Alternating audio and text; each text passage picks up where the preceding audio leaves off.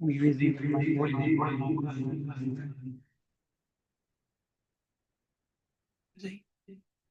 No?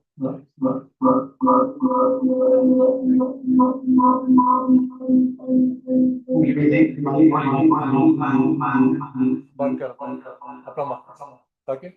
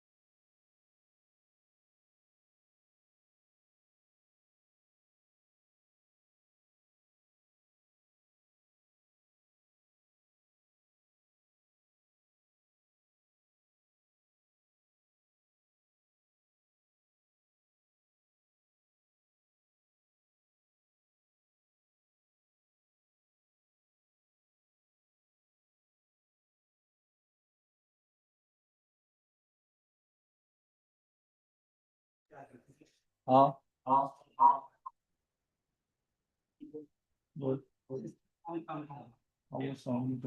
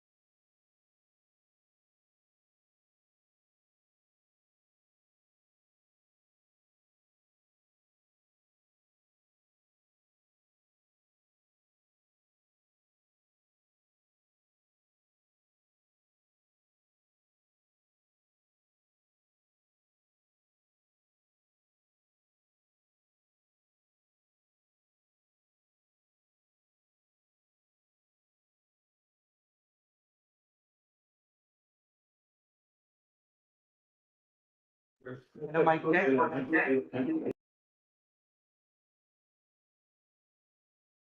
Hello, mic check.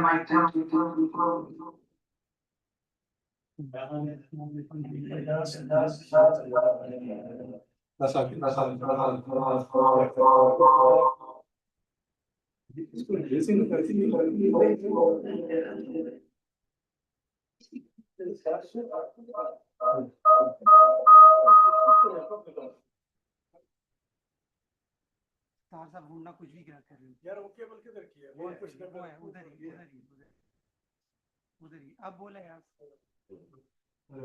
बड़ा मस्त एक तो उतार नहीं। हेलो हेलो हेलो हेलो तो फिर हर फोन के खोल रहे हैं ये ले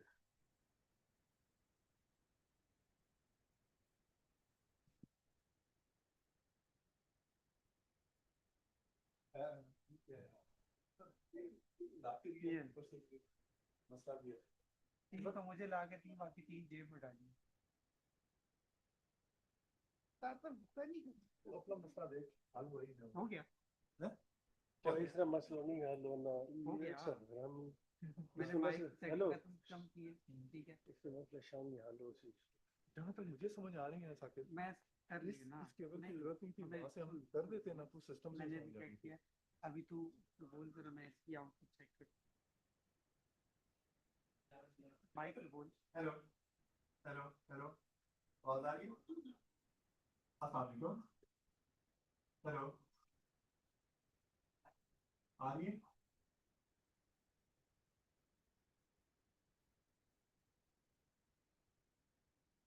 नहीं आ रही? ये एक सेकंड आगे नहीं तो मुझे मैं आवाज को करूँ एक सेकंड बोल हाँ चेक कर ठीक है अब इसकी मांग तो माफी है वो हम मांग नहीं सकते माइक अपन हाँ वो जरा माइक में बोल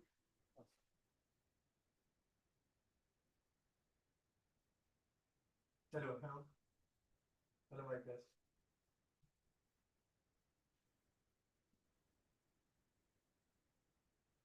क्या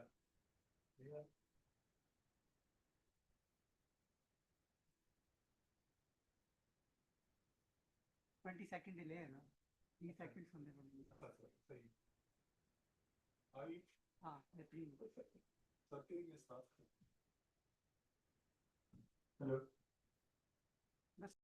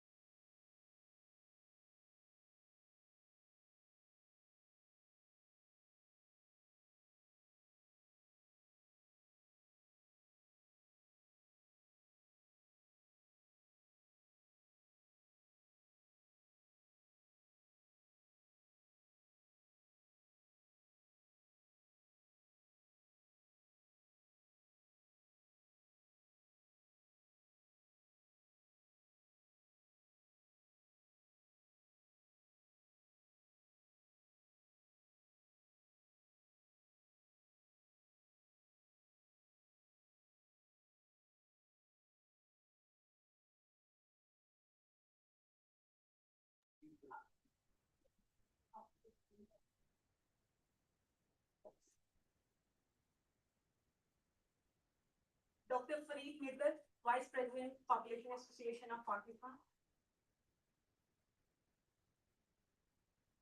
I would request Honorable Dr. Loy Shabane, please come and join us on the stage.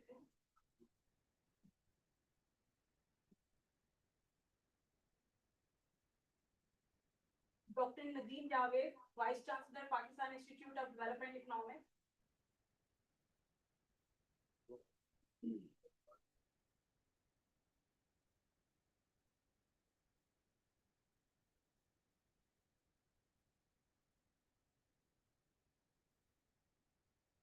And now I would request our chief guest, Ms. Samina Hassan, to please come and join us.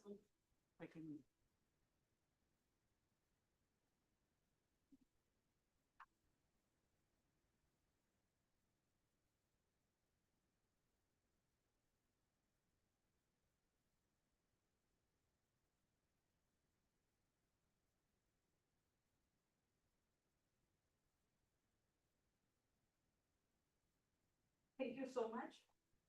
Distinguished guests, colleagues, partners, and friends. Assalamu alaikum and a very good morning. I am Dr. Saima Bashir, and I have the honor of serving as the Secretary General of Population Association of Pakistan. It is my privilege to welcome you all to the 26th Annual Population Research Conference, convened by the Population Association of Pakistan in collaboration with School of Social Sciences and Humanities at NUST. Over the next 2 days, we will hold conversations that Pakistan urgently needs. Conversation about people, policy, and purpose, and about how a nation of our size can secure dignity, opportunity, and resilience for every child, woman, and man. The theme of this year's conference, Building a Prosperous Future through Population Management and Reform, from crisis to course correction, is not symbolic, but a serious practical call to action. Our demographic trajectory is already shaping everything from education and health to jobs, cities, and climate resilience. The choices we make now and the policies we adopt in the coming decade will determine whether that trajectory becomes a force for national renewal or an added constraint for progress. This conference has been designed to move beyond heat and fragmented discourse, to synthesize evidence, to identify pragmatic solutions, and to place population at the center of development planning in a way that is right-based, people-centered, and politically realistic. I would like to begin by expressing our deep gratitude to UNFPA for its continued partnership and generous support for this conference. Their technical leadership and funding have been critical in shaping today's agenda and enabling wider participation from across the country. We are grateful for that partnership. As Secretary General of PAP, I feel the weight of responsibility we share to ensure that research discussed here reaches the policy tables that matter, and that the voices of young people, women, and marginalized communities are central to every recommendation we make. Over the last 26 years, PAP has stood as an independent forum for scholarship and debate in Pakistan. It has nurtured evidence-based dialogue and sustained partnerships across universities, government, and development partners. That history is a source of pride and an obligation to act with courage now. Before we proceed, we will start with the recitation of the Holy Quran.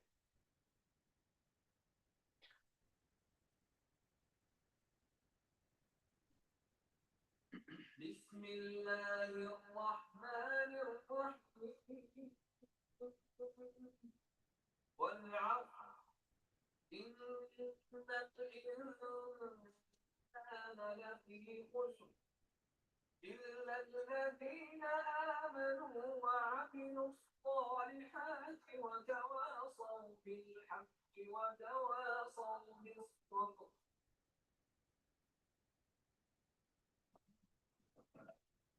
Jazakallah. Now I would request everyone to rise for the national anthem of Pakistan.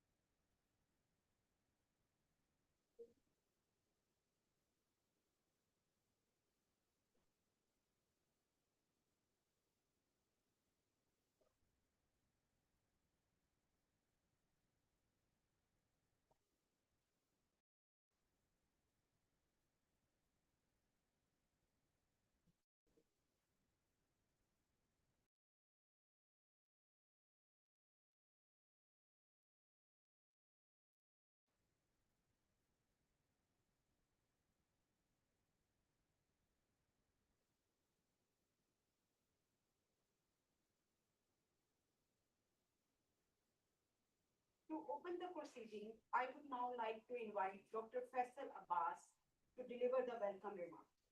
Dr. Faisal Abbas is professor in Head Department of Economics, as well as Director Center of Excellence on Population and Wellbeing Studies at School of Social Sciences and Humanities, National University of Social Science and Technology.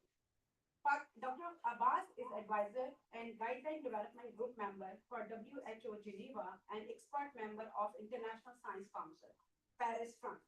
He is also a research fellow of Partnership for Economic Policy, Global Labour Organization, member National Strategic Interest Group on Public Health and Evaluation Reference Group, member of UNICEF.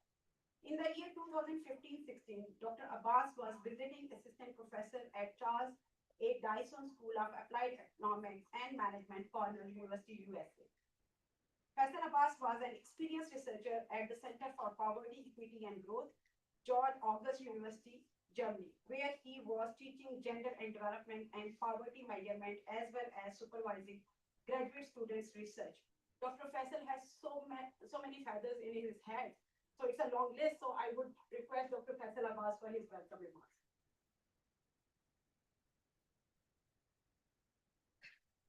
Bismillahirrahmanirrahim. Thank you very much, Dr. Sama, for generous introduction. Thank you very much, first of all, Population Association of Pakistan to give us this opportunity at School of Social Sciences and Humanities to have this wonderful conference on their 26th year of conference. So 26th conference is going to be here at the School of Social Sciences and Humanities at UNAS. We also welcome President of PAP, country rep of UNFPA, Dr. Louis Shabani, our various team, academic colleague and Vice Chancellor of Pakistan Institute of Development Economics, Dr. Nadeem, Dr. Fareed Midar, and other members of PAP community, who is not only community of academics, but practitioners also, faculty and students. Assalamu alaikum, and thank you very much for joining us for this morning.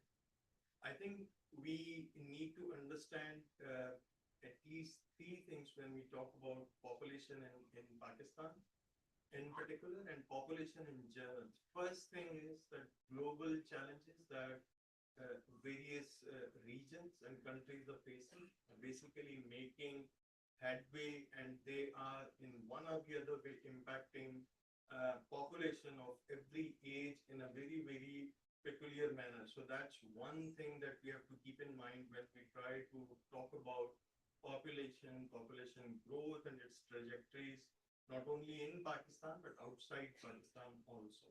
And that's one of the most important things that we have to keep in mind. And one of that factor is basically migration, which is not only a challenge that we face in Pakistan, within Pakistan, but globally as well. And that's where we really need to think how migration is shaping the global debate, because in Europe and North America, the most important political debate that we have at the moment is basically how political parties see migration as a political challenge. And migration is very closely linked to how population is going up within particular region or country. Second, that is also relevant to us and to the global community as well, is basically urbanization, which is a trend that is forcing us to see things in a different manner. Urbanization is one such thing, because government of Pakistan is claiming around 36-37% of the population in urban settlements. Recent study of World Bank says that almost 88% population in Pakistan having urban character. So maybe it's not the case that people are coming to urban areas, but the case is that urban growth is going to their doorstep. So that's where we need to understand the definitions of what is rural, what is urban, what is to be called as urban.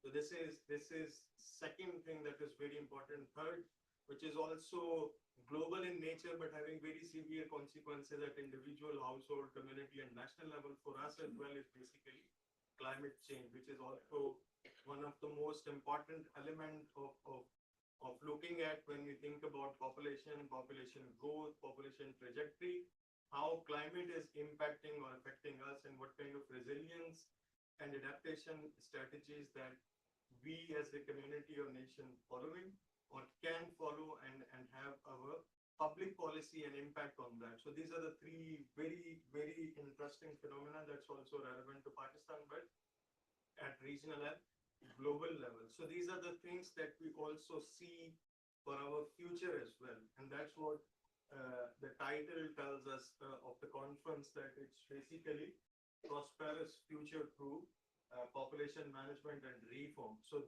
reforms that impact population either directly or indirectly will make a long headway for our future to be determined in a way that we want to see for us as well. Because when we talk about population, we talk about ourselves. Fourth thing that's also very relevant to us in particular, but in generally it's also relevant to global community, is basically the youth population that we are having.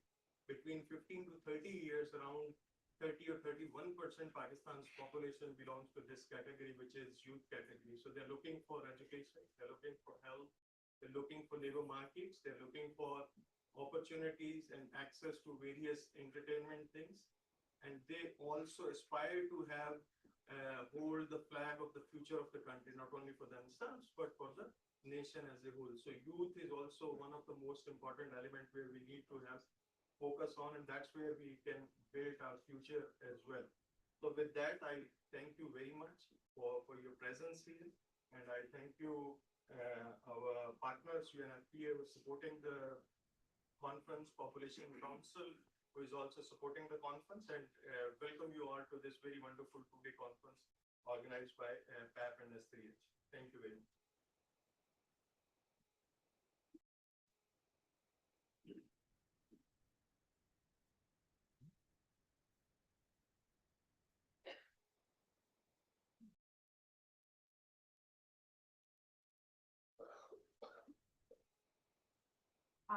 Thank you so much, Dr. Faisal, for your warm welcome remarks.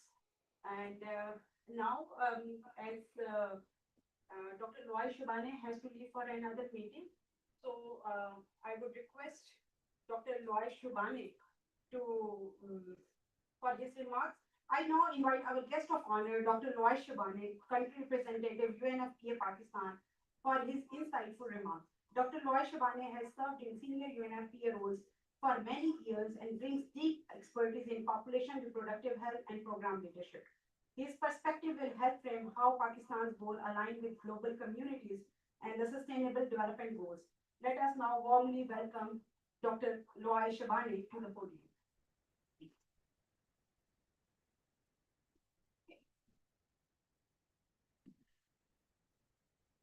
Assalamu alaikum. Thank you very much, and I'm very sorry to disturb your program. Assalamu alaikum, and I'm very sorry to disturb your program. You know, end of the year is very packed. Too many people are holding too many meetings. So let me start by saying that it's always privileged to be in a university. This is where the future of the nation could be shaped up. So thanks, Nas, for hosting this conference, and thanks, Pat, for your good work. And we really hope that this collaboration could lead to answer the key questions that the population agenda is facing in Pakistan.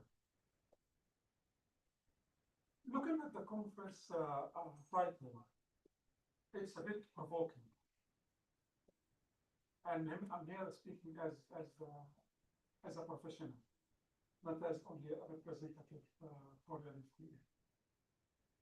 So we need to reach a prosperous future through management of population and reform. And this takes me to one of the issues that we face here in Pakistan.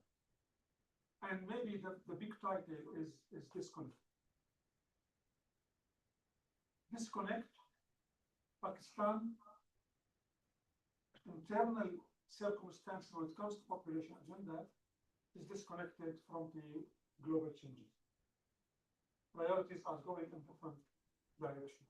While still Pakistan is struggling on rapid population growth, high fertility, and all that stuff. The latest social summit was discussing the low fertility, the population decline, the second dividend, and all this issue. Therefore, the country is struggling to keep its own priorities in the global avenues. This is very important struggle to be able to access to knowledge and also to resources. The second disconnect, which I see, is in the narrative. We are, the way how I see the population agenda in the country as if we are a tribe, and this tribe is coming together, running together, and then we reach a crossing point where there are too many roads, and each group of us has moved in specific direction.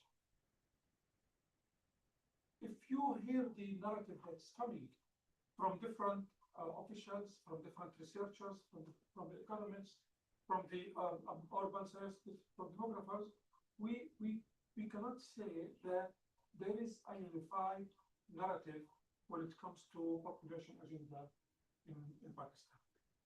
On one hand, we say human rights-based agenda, population people-centered agenda. On the other hand, somebody come and say, 2 is enough. Simon, where is my friend Simon? Simon just said, in a country that is oversized in population, as if somebody is wearing his father's jacket. Are we really oversized? We are not the biggest country in the world. So I think the narrative in this conference, I hope it will address what Pakistanis want in terms of the narrative. Is the problem that we are big? Is this the core problem? In my opinion, no. But many of us believe that the problem is that we are too much. And birth rate is very high. And fertility rate is high. So the narrative needs to be looked at. And there is the second disconnect. There is total disconnect between federal and provincial. Every province is going in different direction. And this applies, this is my friend from PBS, this applies to the data system, it applies to population agenda, it applies in so many other areas. The devolution in 2018 was done moving the center of gravity from Islamabad to the other capitals, but it got complete the process to where the needs are at the district and lower general challenge. And this is the other disconnect. So this is another disconnect that needs to be looked at. And it is very important if this conference can discuss why the upstream initiatives do not reach the working level. There are too many initiatives. The educational emergency, population framework strategy. But when it comes to the implementation on the ground, momentum starts very high at the initial stage, And as we go down, momentum go lower and lower and lower, and sometimes it does not reach the working level, and definitely does not reach the peak. And this is one of the governance issues on population agenda that, in my opinion, needs to be tackled very well. And the final disconnect, which I feel is important to be looked at, is that population is not demographic. Population agenda is not a demographic agenda. So we need to look at it from a wider perspective. It's not the issue how to manage fertility. Fertility will never be managed. And if you decide to do management for fertility and suppress people to have less kids, this will distort the population structure, and we will get you in a more dangerous and more severe problems like the problems that is faced by China today. Therefore, in my opinion, it is very important that this conference and similar conferences to try to go deeper in the root causes and understand where are the opportunities rather than counting the challenges. Every time we count the challenges, we say we are too high, there is fat population, there is high fertility, there is lack of education, there is lack of employment, there is lack of investment in the human capital. But where are the opportunities that we can tackle? This is, in my opinion, the most important. And how we can ensure that the country is moving in one direction. Now, today, we are still, Dr. Hassan, I suppose at a certain point, you are supposed to be here. He has a vision for population, through the 5 Ps. But the population strategy under the Ministry of Health. And they have different direction of understanding. So where are we moving in this? I think here, this conference, since it looks at the scientific part, the research part, I think it is very important that you try to answer these key questions, because this is the only avenue where we can have too many brains come together, think together, and try to find a solution for the challenges that's facing the country. Thank you very much for partnership. I wish you the best luck.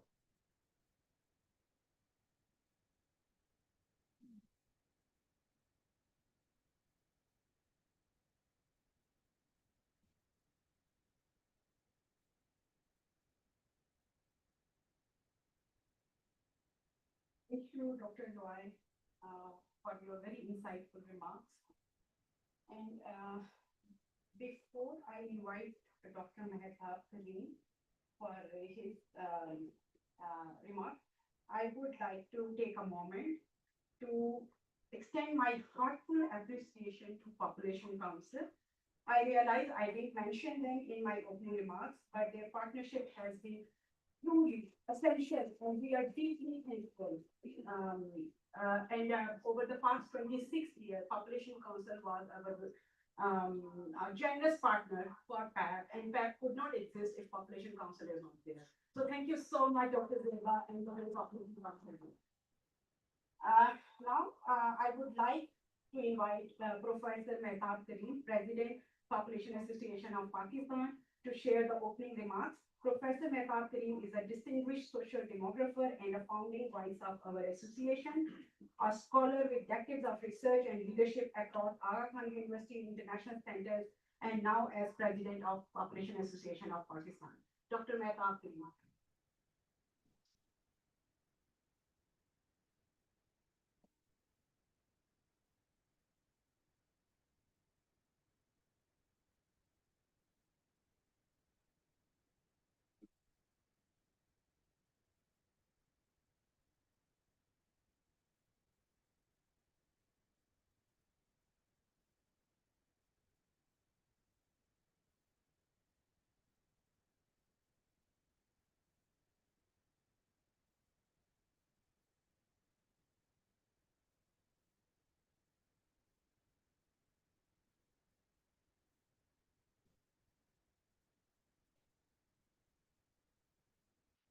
come as there are no slides, but as a demographer, we cannot move without slides. Thank you very much, Dr. Sama. I'd like to say Bismillah Rahman Rahim, and thank you very much for us for hosting this conference. Mrs. Sabina Hassan, Director General NITS, Dr. Louis Shabane, Country Representative UNFPA, Dr. Nadeem Javed, Vice Chancellor White, Dr. Faisal, Director of PRC, NUST, Dr. Farid, Vice President PAP, distinguished guests, and particularly our students for being here to listen to some of the very important issues which Pakistan is facing because of ever-growing population of Pakistan. So we know that Pakistan's population is growing very fast. And I don't have to tell you all the numbers, but just to tell you the most recent number, which was 241 million in 2023, grew from 33 million in 1951, and in just 2 years since 2023, we have grown another 12 million. So that's more than the number of many countries around the world, twice the number of New Zealanders. So that's where we are at. And things don't look any good. But before I talk about that, let me dwell upon the establishment of PAP. It was about 25 years ago in October 2000, when I was at Aga Khan, and thanks to our old friend, Mr. Peter Miller, who was the country director for Population Council, I came back after spending about 5-6 years abroad. And I saw that all the countries here and there, because I was working in some international project, used to travel quite a bit. But they used to have conferences on population. I attended many, and Peter Miller used to be there in many of them. So I came to him and I said, why not we have a conference on population in the 21st century? And he instantly agreed. Not only agreed, also provided funds for the conference, and we had our first conference afterwards. In the meantime, he also set up a task force to establish a population association of Pakistan. And we had several founding members who are here, and Dr. Zeba is one of them, Dr. Masheen, and Dr. Malala, Dr. Nizam, going to be here. He's gone through in Lahore, and Dr. Jilani, who was then Director General of NITS. And we came up with, we had a lot of deliberations what to do, and of all the persons, a young lady by the name of C.V. Ashfaq was there, who did all the dirty work. And so we eventually launched the Population Association of Pakistan at Aga Khan University. I'm very proud of it that I was part of that university then. Still I am. And so we came up with this Population Association of Pakistan. The first conference, which was organized in October 2000, Pakistan's population perspective in the 21st century. There were more than 80 abstracts were submitted. We were surprised that so many people are interested in population issues. And we had about 38 papers presented there on various issues related to population, fertility, migration, urbanization, reproductive health, family planning. One can go on, and there's so many papers presented. And not only then, but every year we have had a conference. And this one is 26th one. So we have come a long way, which makes me very happy, and all of us who are the founding members of PAP. that we have reached we have crossed a milestone of 25 years of doing conferences. But I'm at the same time very sad. At the twilight of my career, I've seen that Pakistan's population has grown and grown and grown. And if I recall it, in 1985, when I started working at Arakan University after I finished my graduate studies in the US, Pakistan's population was 85 million. And so it has grown since then 3 times. I don't know. It's very difficult to count. Even the census people have difficulty counting how many people we have. And so they delay the censuses. But since year 2000, Pakistan has added about close to 100 million people. That's amazing. I'm not teaching here, so I don't know how it works. After I help presenting. Okay. So it's going to be fun. And other countries, whether it is in South Asia or whether Muslim countries, we always talk about Pakistan is a Muslim country, the second largest Muslim country, and it's going to be the largest Muslim country in the next 25 years, whether exceeding the population of Indonesia. Look at those numbers. Sorry to share with you these slides, but as I said, we cannot live without these slides. Every country on our left and our right, from Bhutan and India and Nepal and Sri Lanka and Bangladesh and Maldives and Indonesia and Malaysia and Iran and Saudi Arabia and Turkey and Egypt and Morocco, and I don't have any more space left there to add more. They have all come to a total fertility rate, which is an average number of children a woman can have or does have over her reproductive lifespan. They're even less than 2, some of them. And if you multiply that by 10, what it means in Pakistani woman, on average, will have 10 women will have 35 children, and in Iran, she will have only 17 children. So we have twice more than Iran, more than twice in Turkey, almost twice in Egypt, and 40% more than Bangladesh. So where are we going? We are going nowhere. I shouldn't say nowhere. We are really going somewhere where we are going to hit the ceiling. Just look at where we are, where we were in 1971. About 8 million more people in Bangladesh and Pakistan. In 2025, we have like 55 million more, and then there would be many more. I don't know.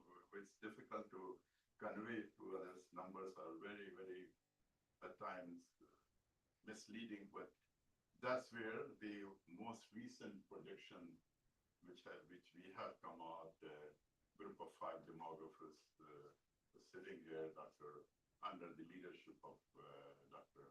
G.M. Arif, and I also was part of it, Dr. Balsi, Dr. Duran Ayab, and Dr. Sama. We have worked for NIPS, and it's unofficial, but sorry, but I had to share this number because UN has higher number, by the way, but this is our own number, and that is if our population growth rate comes down. If it doesn't come down, then we will be about 390 million by 2050, another 25 years. Just imagine that we are going to add about 140, 150 million people in next 25 years. So this is going to be, it's a crisis situation.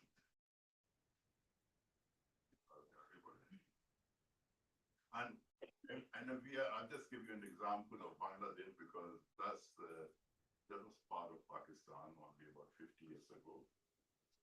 If you look at the contraceptive use rate among married women in the reproductive ages, It was very similar in 1975, and in 1980, unfortunately, it declined because during the martial law regime of 1970s, family planning was also got a seat on the back burner. As a matter of fact, it was hot seat, so they were our contraceptive use rate declined in 1990. It reached 12%, and so it has not gone much up. Very slow increase, and consequently, our fertility rate, again, the number of children born per woman, was higher in Bangladesh than Pakistan, and it is 2.1, which we call replacement level.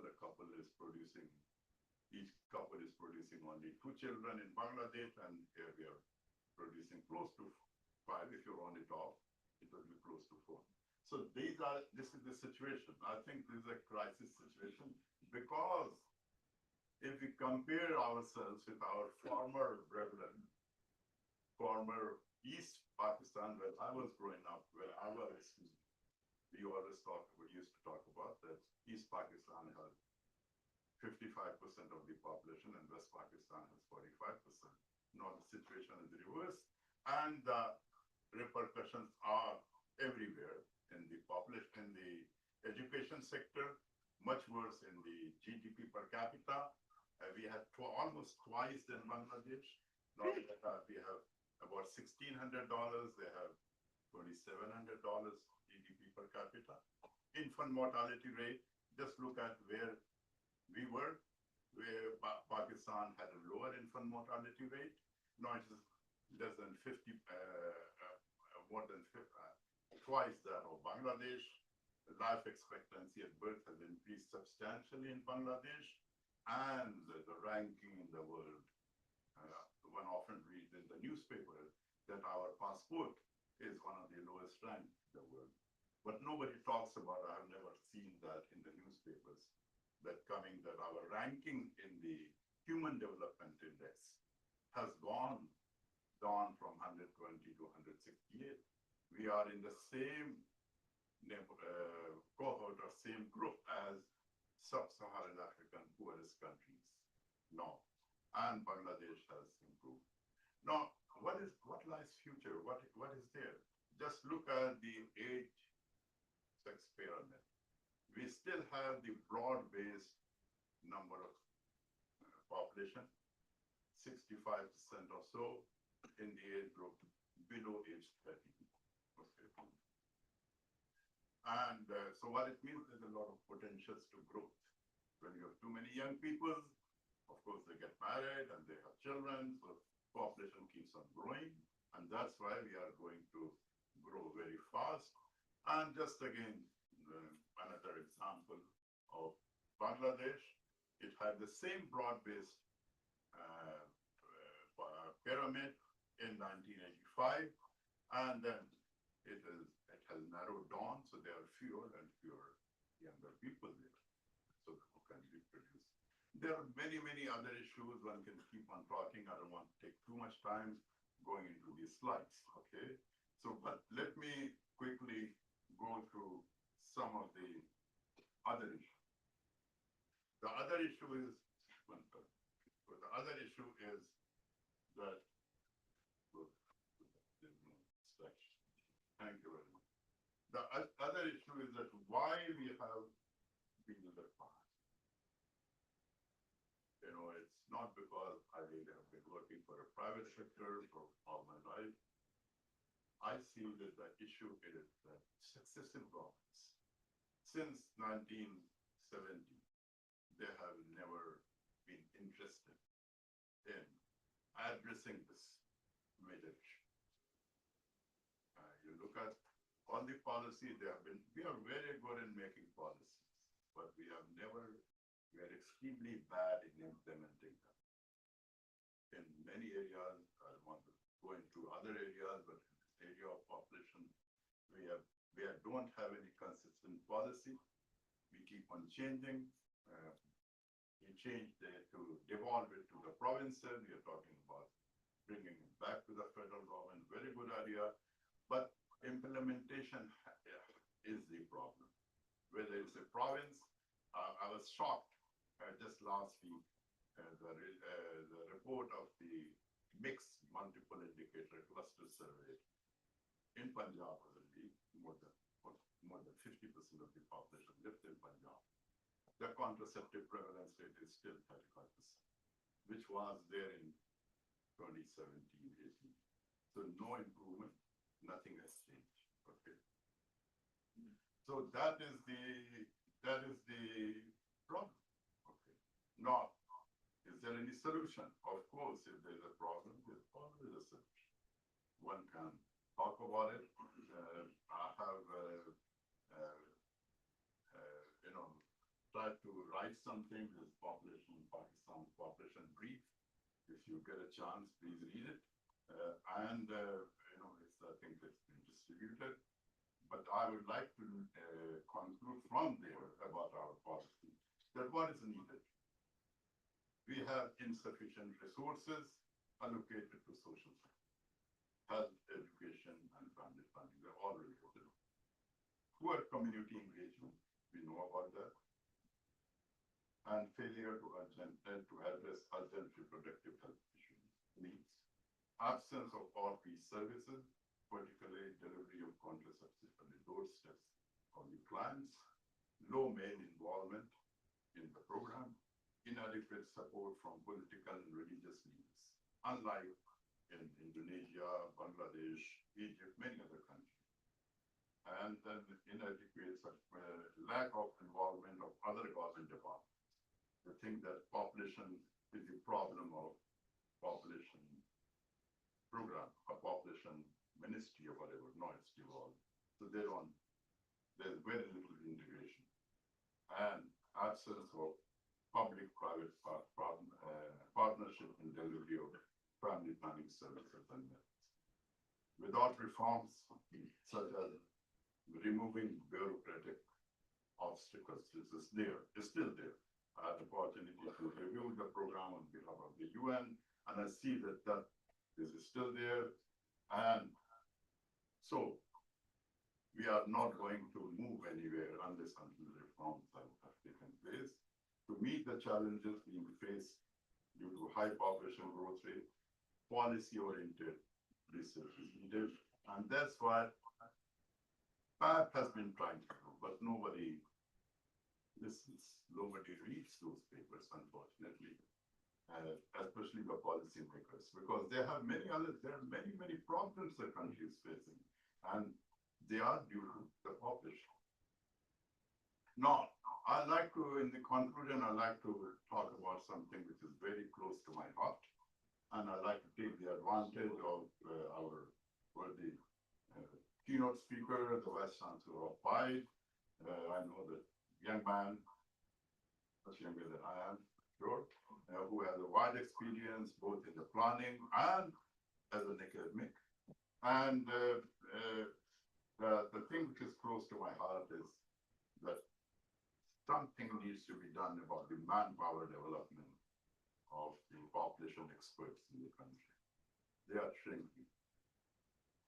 As I said, I'm at the end of my career, and maybe, we call it migration. So I never know that if I'm going to stay for another decade or even half a decade in this world. And other colleagues of mine, former colleagues of mine, they are all in 70s or later.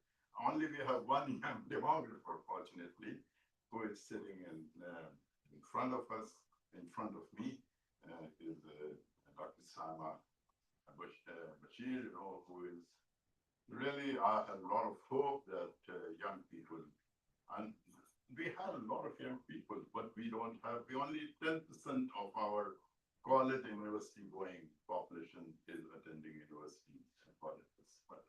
90% don't make it to beyond secondary. And I hope that young people sitting here, they will pursue this career. Now, where to pursue this career? No university in Pakistan has a program in population studies or what we call demography. PAP has been a leader in producing or accommodating demographers.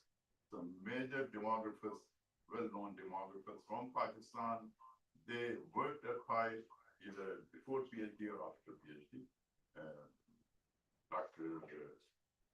S.S. Hashmi, Dr. Jilani, Dr. Razak Rukunuddin, Dr. Iqbal Alam, they are unfortunately, and Dr. Farhat Yusuf, unfortunately, they are no more with us. And some of younger ones or middle younger ones, Dr. Zebastar is still there. Dr. Nasheen, she was also there. I'm forgetting myself, I was also there. And we had started our career there. And PAP was very at the forefront in demographic studies.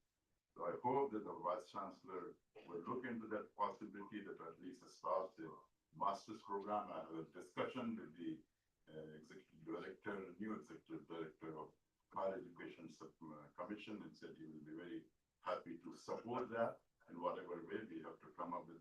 And that's the top agenda of Higher Security Committee. So I've been also in touch with at least 2 universities in Karachi. We are interested in starting a program in population and reproductive health. So at least we have some hope. The reason I say that without the proper manpower in population and demographic studies, who is going to produce policy papers? Of course, we have a lot of people who work in the field of public health. They are doing some work, but they need to be properly trained. And so I hope that PAP takes initiative, and so that at least Aga Khan University and another university, public sector in Karachi, they are interested. And I'm sure that FC College and other in Punjab University and others would also come forward. And so that our population of our population experts doesn't shrink anymore, and the population doesn't grow anymore. With that, thank you very much for listening to me. I have a lot of hope that we are going to do something in the next decade. If our government is interested in doing something, I think the UDAN program of the Dr. Louis Shabani mentioned does talk about population as a major issue in the country. And I'm sure that Dr. Nadeem will take it also forward to the higher ups. This something is a very, very important issue. You know, I'd also like to thank the executive director of NIPS for being here. And NIPS used to have a lot of demographers. Dr. Hakim is sitting here. Dr. Razak Rukunuddin was there, but they don't have any trained demographer anymore there.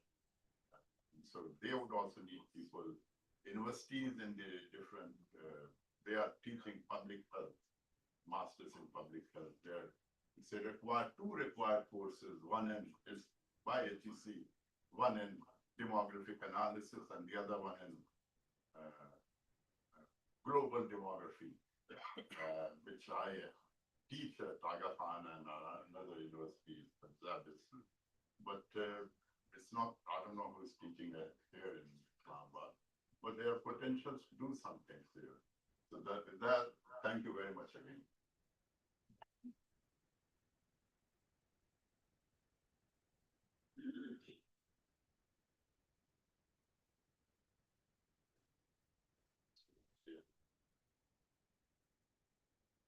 Thank you so much, Dr. Mehboob Karim, for your thought-provoking opening remarks.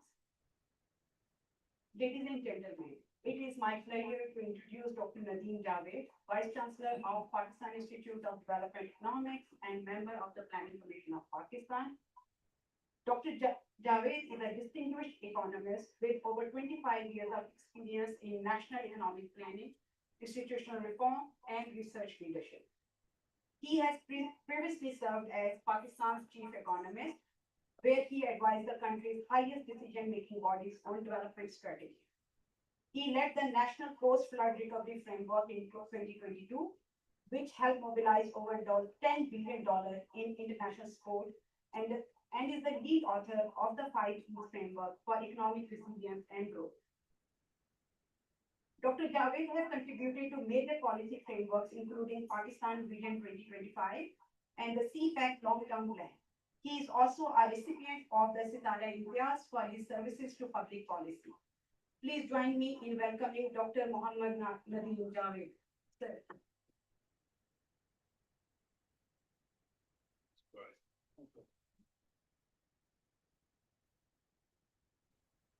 Thank you, Dr. Salma, for a very warm introduction. Distinguished guests, esteemed colleagues, development partners, students, and fellow citizens, Assalamu alaikum. Very good morning.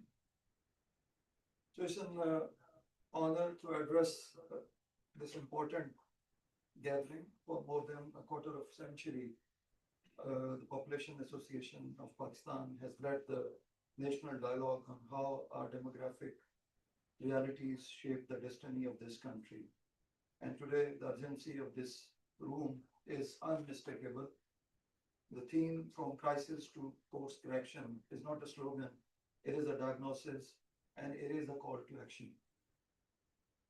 And let me highlight that, as Dr. Mehta very candidly highlighted, that this forum and this conference did a great job in the past, but perhaps the policy side people are not listening, then let me correct it, that if this would not have happened during the last 25 years, then you guys wouldn't have contributed in this regard, then perhaps the population growth rate of Pakistan would have been 3%. So it's thanks to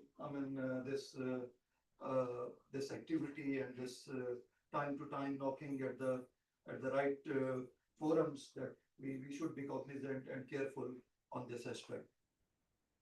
So as we all know that Pakistan in 2026 is entering with a 255 million people, growing at the rate of 2.55%, one of the highest rates in regions.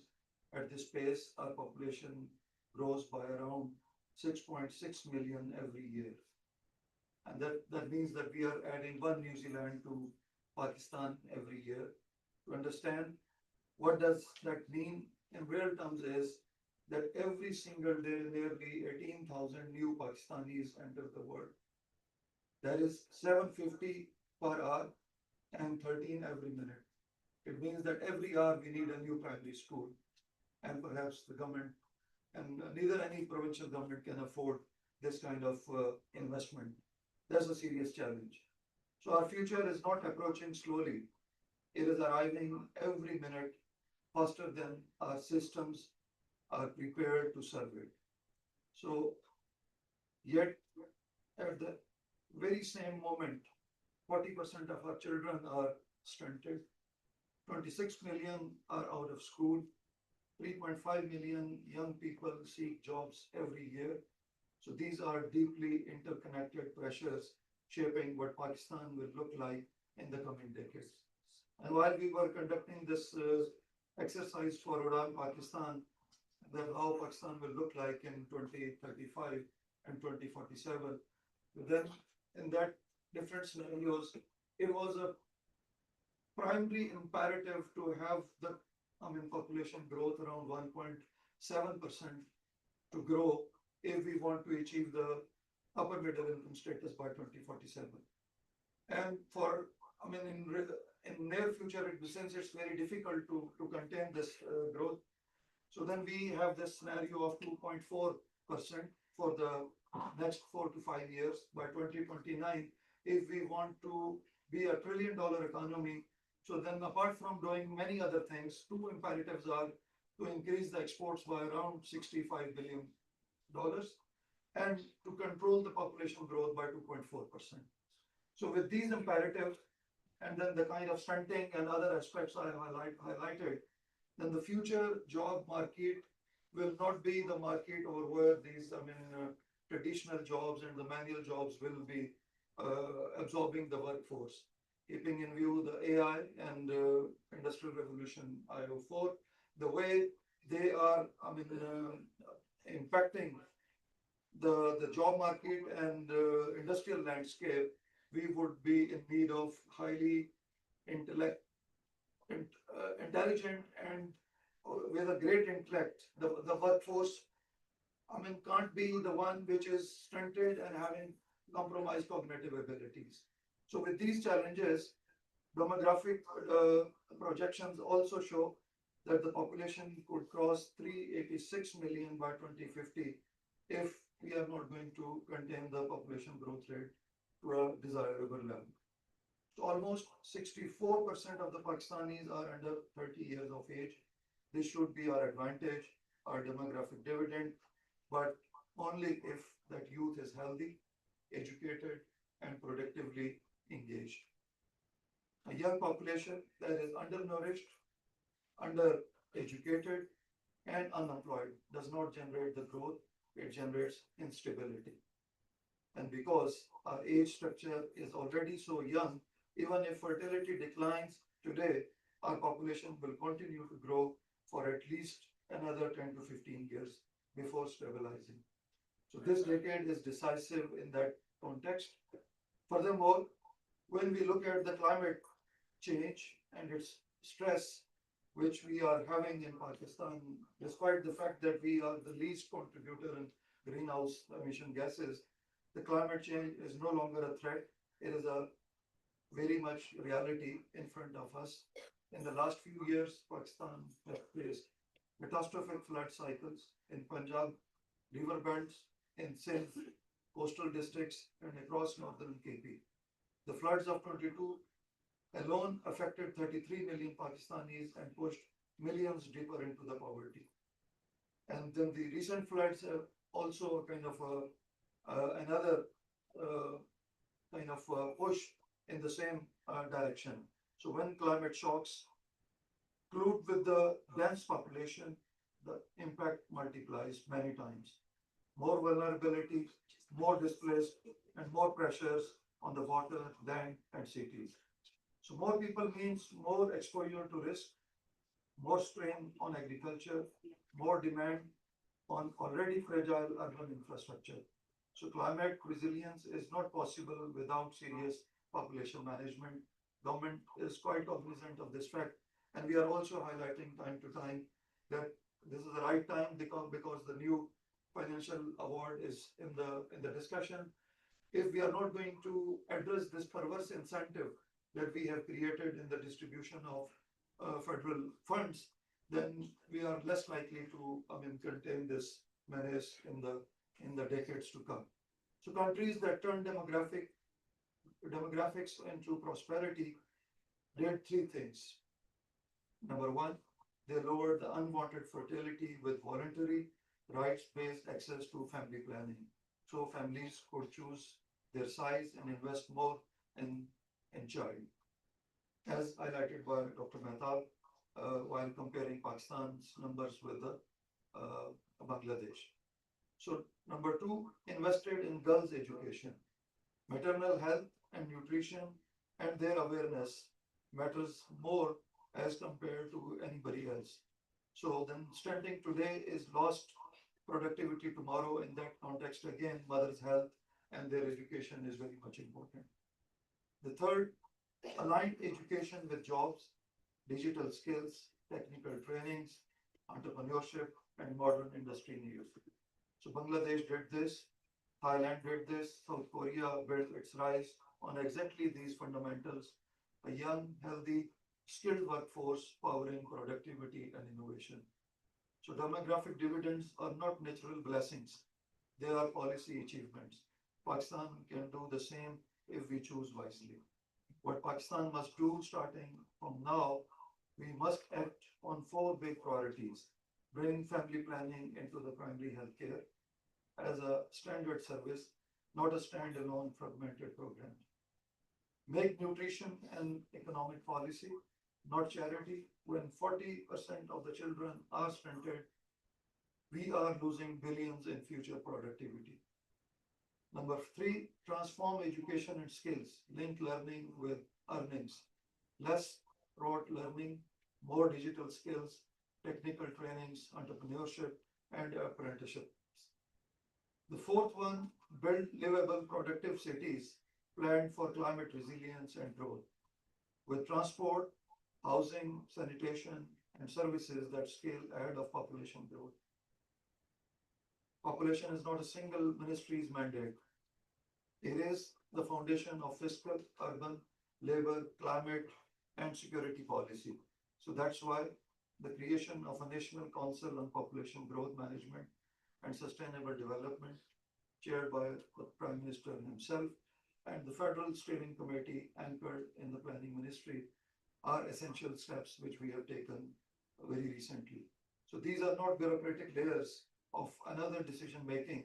They are the backbone of now implementation of those strategies which have been highlighted and designed in the Udaan Pakistan program. The choice before us is that we are not a country without aspiration. Pakistani families want healthier children, girls want education and opportunity, youth want jobs and dignity, communities want security and hope. The demand for smaller, well-nurtured families already exists. Rather, when we look at the district level data, so most of the districts are on a very reasonable range of population growth as compared to the national average. So this shows that the responsibility lies with us to now respond with systems, access, and accountability. So if we choose wisely, then by 2047, Pakistan completes its first 100 years. And by lowering the population growth from existing 2.56% to around 1.7%, we would be able to add less 20 million inhabitants to this country. So Pakistan will have a workforce of innovators and builders if we are going to emphasize equally the education and skill and training programs. So our cities will be the engine of economic productivity, not overcrowded settlements. Our children will have education, nutrition, and opportunity. Our population will stabilize by choice, not by crisis. But if we fail to achieve all these objectives, the same young population will turn into overwhelming pressure, narrowing the options for all future generations. So this conference matters. Population is the hidden variable behind every major challenge. Education, labor, climate, security, inflation, and urbanization. So the next 10 years will define the next 50 years. We are the generation that must decide whether Pakistan's demographics become our strength or our downfall. So let's approach this dialogue today with honesty, ambition, and urgency. Let's ensure that when Pakistan enters its second century, it is a country whose growth is not feared but celebrated. Thank you for your attention.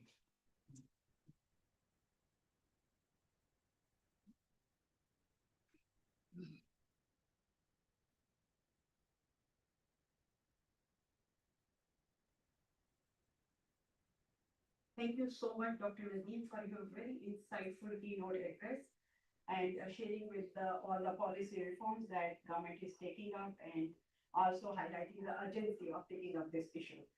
So thank you so much. Now I am really honored to welcome our chief guest, Ms.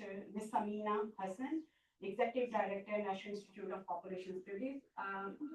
Professor Hassan Iqbal was expected to be the chief guest for today's session, but due to some unavoidable commitment, he could not join us. But we are really grateful to Ms. Samina who accepted our request to be chief guest at a very short notice. Thank you so much, Ms. Samina.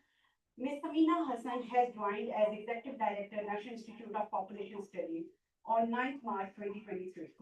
She is one of the senior most BS 2022 officer of Secretariat Group from the 17th CPP, who has served on several important positions, including Additional Secretary, Revenue Division, Senior Joint Secretary, Cabinet Division, Secretary, National Commission on the Status of Women, Senior Joint Secretary or Joint Secretary, Statistics Division, Chief Instructor, Civil Services Academy, Lahore, Deputy Secretary, Ministry of Culture, and Director, Social Protection, Earthquake Reconstruction and Rehabilitation Authority.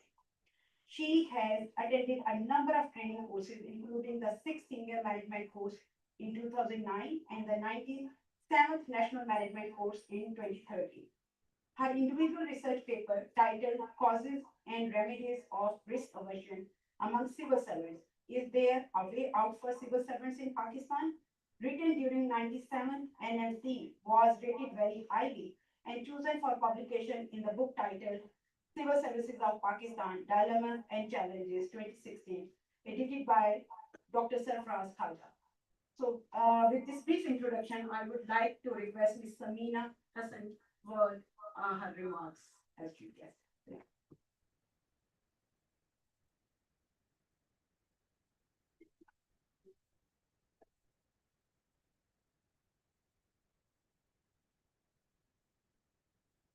Thank you, Simon, this elaborate introduction that you have given.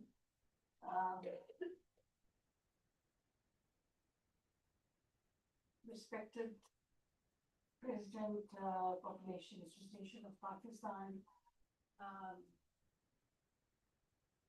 Dr. Faisal, Dr. Nadeem, Vice Chancellor, Bite, and so many seniors and so many people that I see here, Dr. Zeba Sultan, Dr. J. Meyer, Dr. Fasif, my senior, my mentor, and the person from whom I've done so much, Dr. Sadda Suhail, sitting at the back, and Dr. Durena, my own team of NIPS who are here, Dr. Aisha.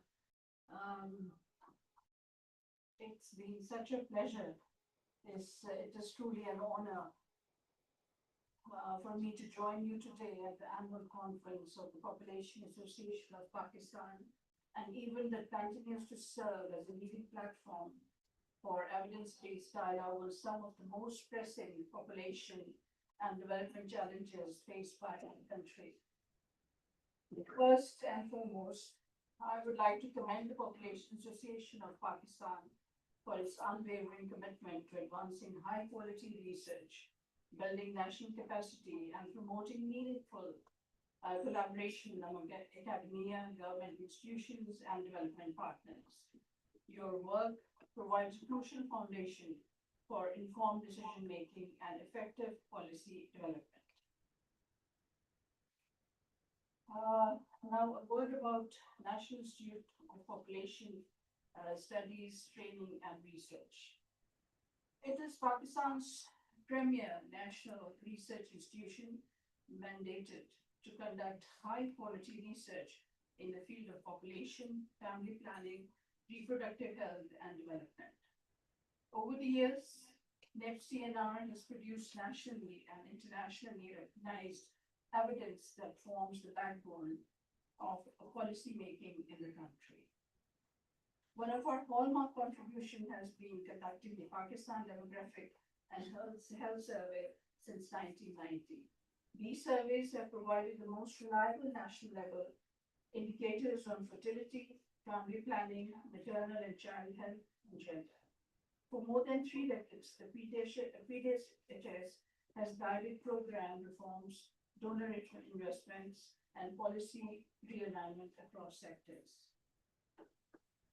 Most recently, NEPCNR successfully completed the population projection exercise, a major technical undertaking carried out in close coordination with national and international experts. This exercise reviewed fertility, mortality, and migration trends using the most recent data sources, including the Population and Housing Census, PHS, PSLM, PMS, and administrative records. For the first time, Pakistan and its provinces now have updated population projections grounded in robust demographic assumptions. These projections will support medium and long-term planning in health, education, labor markets, infrastructure, climate adaptation, and resource allocation. This achievement reflects NIPS-TNR's leadership in bringing scientific rigor to Pakistan's demographic plan.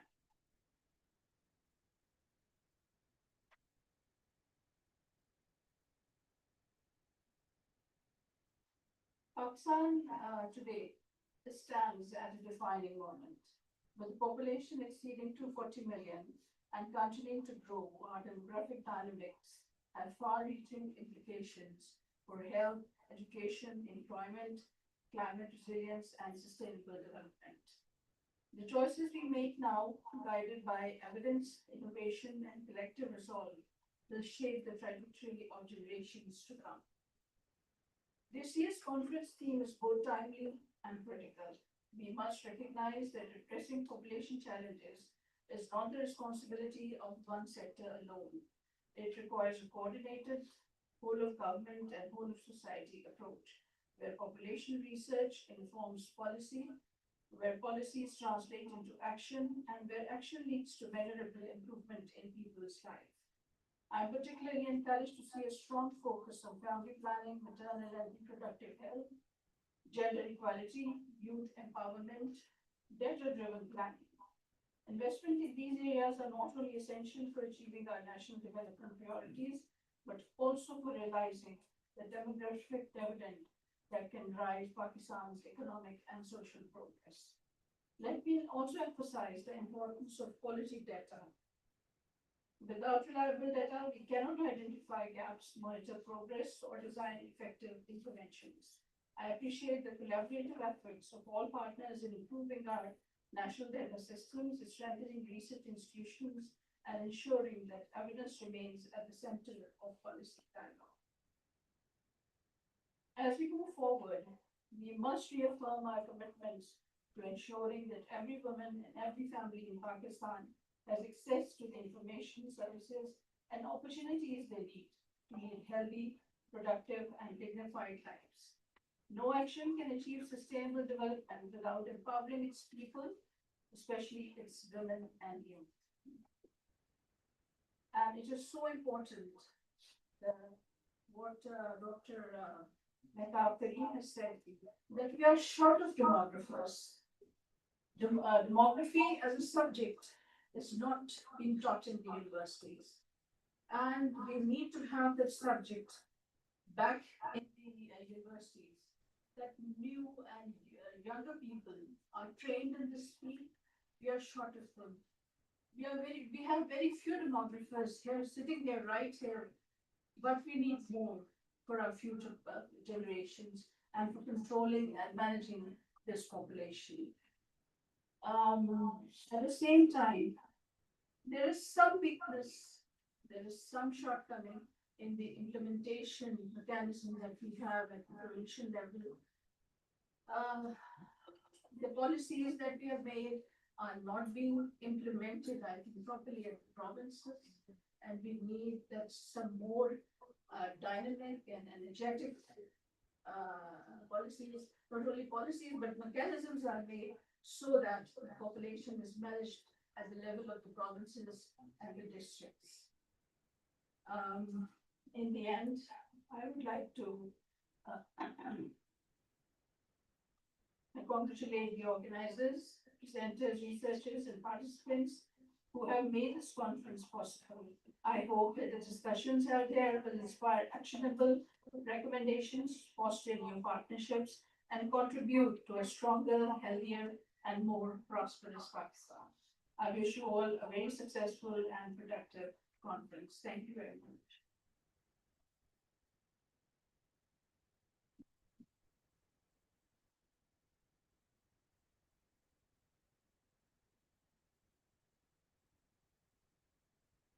Thank you so much, Ms. Samina Hassan.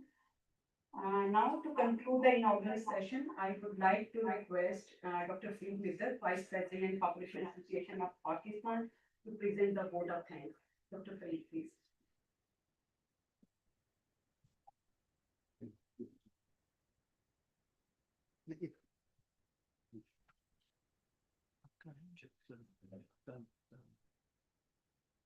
Thank you, Dr. Sharma. Thank you, Dr. Sharma. Assalamu alaikum. Walaikum assalam. Pablo Picasso actually once said that the meaning of life is to find your gift, and the purpose of life is to give it away. So, sitting on the platform waiting for my train, I feel obliged to give my gift away.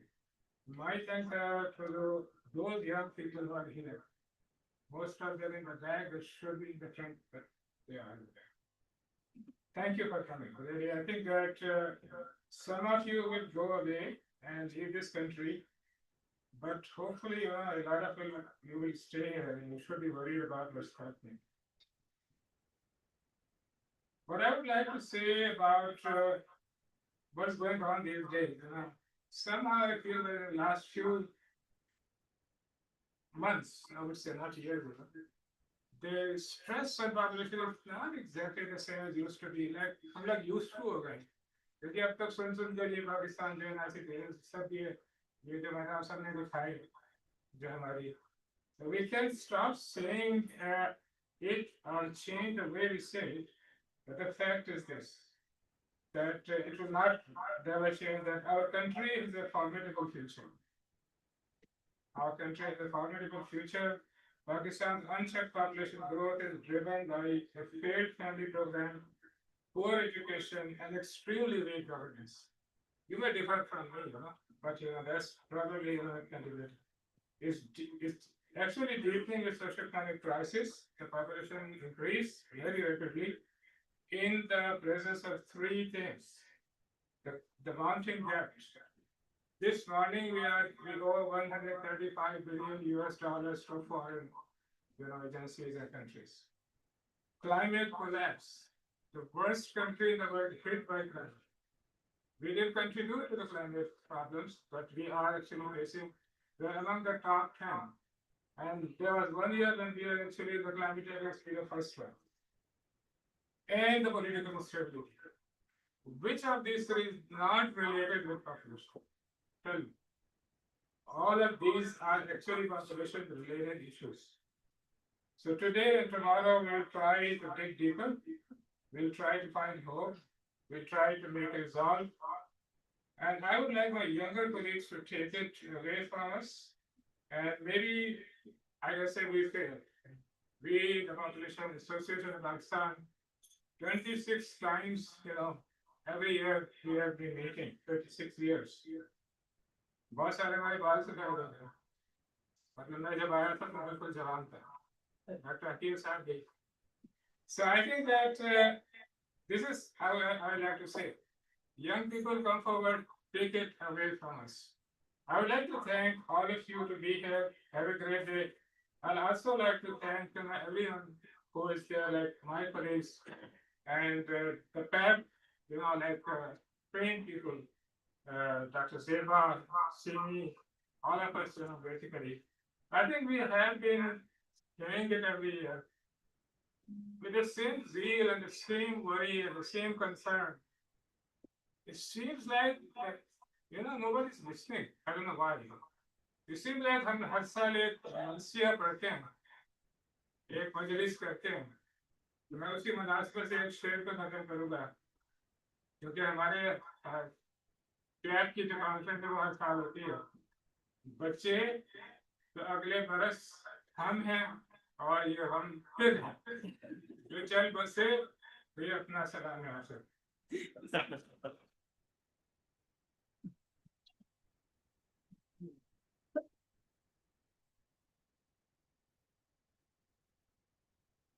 Thank you so much, Dr. Fareed, and you don't need any introduction. So now I would like to request Dr. Mehtab Karim to present a small token of thanks to our keynote speaker and our chief guest and guest of honor. So, thanks, please.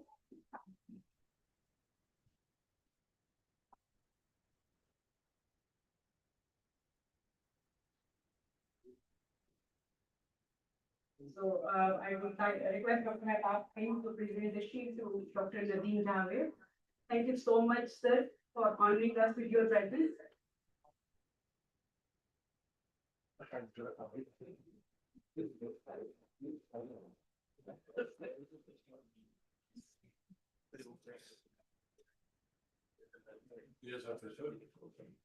Uh, Now I would like to request Dr. Maila to accept the shield on behalf of Dr. Loy Shivani.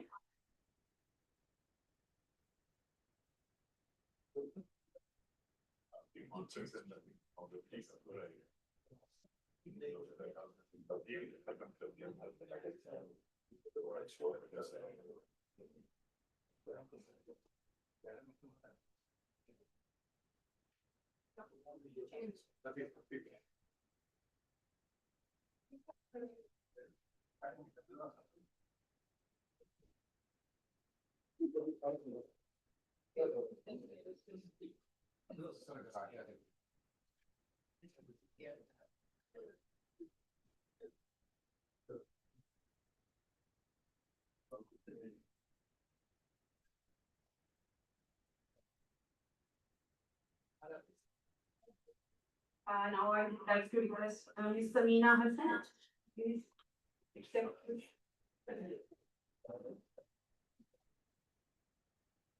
Thank you so much, Ms. Samina, for honoring us with your presence.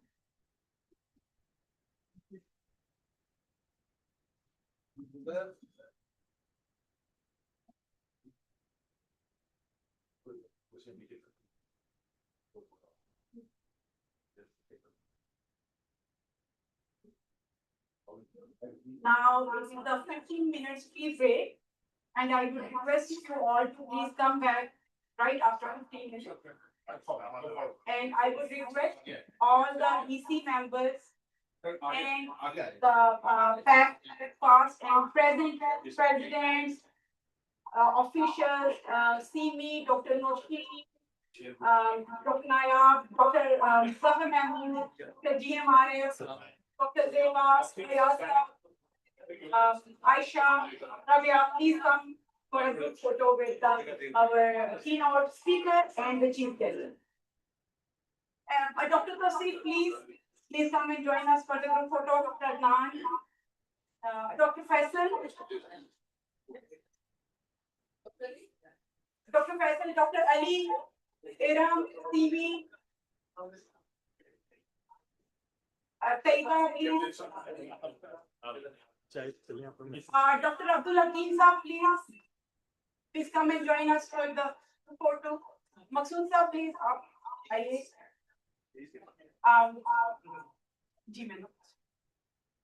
Anybody else? If I am missing anybody, please to sit, please.